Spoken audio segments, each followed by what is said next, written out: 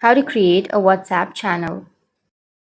So if you want to create a WhatsApp channel, then first you need to open up your WhatsApp application.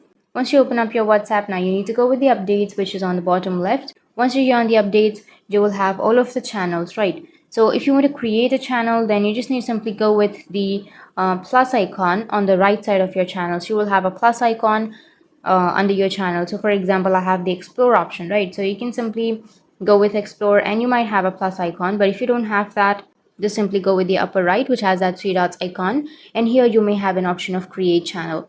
So tap on create channel.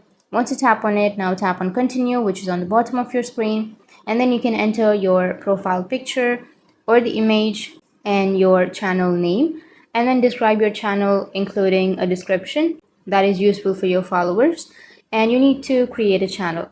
And once you enter the information, you need to tap on create channel, which is on the bottom of your screen, and that's it. That's how you can create a WhatsApp channel.